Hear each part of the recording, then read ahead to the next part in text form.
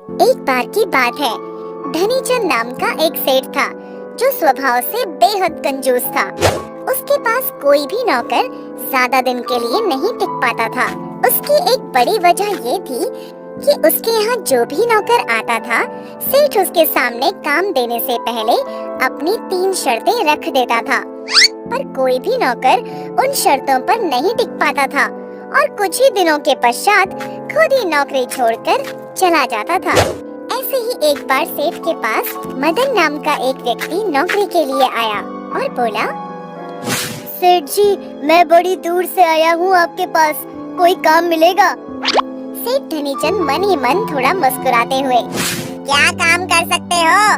देख लो, सारी दुकान संभालना, घर का काम और बाहर से सामान लाना ले जाना, ये सब काम कर सकते हो? जी सेठ जी, मैं बिल्कुल कर सकता हूँ, बस आप मुझे नौकरी पर रख लीजिए। नौकरी पर तो मैं तुम्हें रख लूँगा, पर इससे पहले तुम्हें मेरी 3 शर्तें माननी पड़ेंगी। कौन सी 3 शर्तें सेठ जी? देखो, मेरी पहली शर्त यह है कि मैं तुमसे किसी भी वक्त कोई भी काम कह सकता हूँ, चाहे दिन हो या रात का वक्त। मेरी दूसरी शर्त ये है कि दिन भर में एक ही वक्त तुम्हें भोजन मिलेगा। और मेरी तीसरी शर्त ये है कि यदि तुम खुद नौकरी छोड़कर जाने को कहोगे तो तुम्हें पूरे 1 साल की पगार मुझे देनी होगी। मदन को मजबूरी थी कि नौकरी मिल जाए, बस बिना कुछ सोचे समझे उसने हाँ कर दी। और सेठ को तो ऐसे ही मुर्गों की तलाश रहती थी जिनसे अपना काम निकाला जा सके। सेठ धनीचंद मदन से खूब काम करवाता था और बदले में सिर्फ एक वक्त का भोजन। मदन दिन प्रतिदिन कमजोर और हताश हो रहा था, पर उसकी मजबूरी थी कि यदि वो खुद नौकरी छोड़ने के लिए कहता तो सेठ धनीचंद की शर्तें माननी पड़ती। ये ले मदन, अपना भोजन। मदन थोड़ा दुखी होते हुए, मालकिन, इतना काम करवाने के बाद भी ये सूखी भूसी एक रोटी से पेट नहीं भरता मालकिन। तभी सेठ धनीचंद बोला, क्यों रे मदन, इतना कौन सा काम तूने कर दिया जो फालतू की रोटियां तोड़नी है? सेठ मदन को धक्का देते हुए, यहाँ काम करना है तो ऐसे ही भोजन मिलेगा तुझे। कुछ दिनों तक मदन बिना कुछ बोले सेठ धनीचंद के लिए काम करता रहा, पर अब वो हार चुका था। आखिर एक दिन वो बोला, सेठ जी, मैं यहाँ अब काम नहीं कर सकता। तो फिर ठीक है, मेरी शर्तें याद है ना, वो पूरी कर और जा।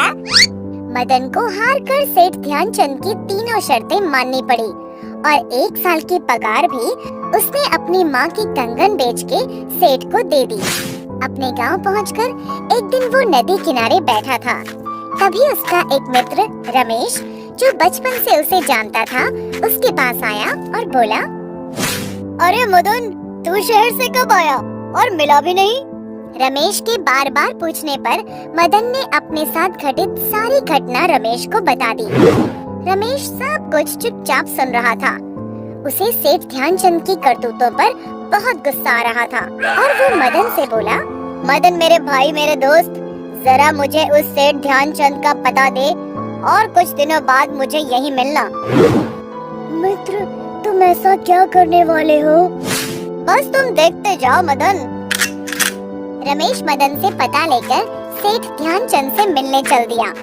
सेठ ध्यानचंद के पास पहुंचकर, सेठ जी, कोई काम मिलेगा? बड़ी परेशानी में हूँ, कोई भी काम। सेठ धनीचंद ने वही 3 शर्तें रमेश के सामने रख दी। सेठ जी, मैं आपकी तीनों शर्तें मान लूँगा, पर इसके लिए आपको मेरी भी एक शर्त माननी पड़ेगी। तेरी शर्त क्या है, बोल? सेठ जी, यदि मैं खुद नौकरी छोड़कर जाऊंगा तो मुझे तो पूरे 1 साल बिना पगार काम करना पड़ेगा। बिल्कुल ठीक है, ये हुई आपकी शर्त और मेरी शर्त है कि अगर आप खुद मुझे नौकरी से निकालते हो तो पूरे 1 साल आपको मुझे बिना काम किए पगार देनी होगी। सेठ धनीचंद ने सोचा, ऐसा मौका तो कभी आएगा ही नहीं, मेरे पास नौकरी करना इतना आसान नहीं है। सेठ ने कहा, ठीक है रमेश, मुझे तुम्हारी सारी शर्त मंजूर है। रमेश अपने काम में लग गया। जैसे जैसे सेठ बोलता, रमेश झट से सारे काम कर देता। एक दिन सेठ धनीचंद ने रमेश को कहा, अरे रमेश, जरा अनाज भंडार से चावल की बोरियां ले आ और ध्यान से ताला लगा कर आना। रमेश को उपाय सूझा और जानबूझकर अनाज के भंडार का ताला खुला छोड़कर आ गया और सोचने लगा, ये अच्छा मौका है इस कंजूस सेठ को सबक सिखाने का। रात को चोर भंडार घर से सारा अनाज लेकर भाग गए। सुबह जब सेठ ने भंडार घर देखा तो सारा भंडार घर खाली था। उसने रमेश से पूछा, तुमने ताला नहीं लगाया? सारा अनाज चोर ले गए। रमेश बोला, सेठ जी, मैंने तो ताला अच्छे से लगाया था, शायद चोर ताला तोड़कर अनाज ले गए होंगे। सेठ धनीचंद को ऐसी दुखी अवस्था में लाचार देख रमेश अंदर ही अंदर मुस्कुरा रहा था। एक दिन सेठ धनीचंद की पत्नी ने रमेश को बोला, जा बाजार से लकड़ियों का गट्ठर खरीद ला। रमेश ले आया और बोला, सेठानी जी, इन्हें कहाँ रखूं? सेठानी थोड़ा गुस्से में थी और बोली, कहाँ रखेगा, मेरे सर पर रख दे। ठीक है, ये लो। हाय, मैं मर गई, मेरा सर। हाय, कैसा नौकर है तू, कैसा नौकर है तू, मेरा सर फाड़ दिया। इस पर सेठ धनीचंद गुस्से में बोला, नास पीटे, ये क्या कर दिया तूने? चला जा यहाँ से, निकल जा, मैं तुझे अभी नौकरी से निकालता हूँ। सोच लो मालिक, मेरी शर्त याद है ना? अरे बस तू निकल यहाँ से, तेरी शर्त पूरी करता हूँ, बस तू यहाँ से निकल। ये ले, तेरी शर्त पूरी करता हूँ। और सेठ धनीचंद ने शर्त के मुताबिक जैसे ही पैसे निकाल के रमेश को दिए। रमेश बोला, रुकिए सेठ जी, मैं आपकी तरह गिरा हुआ इंसान नहीं हूँ।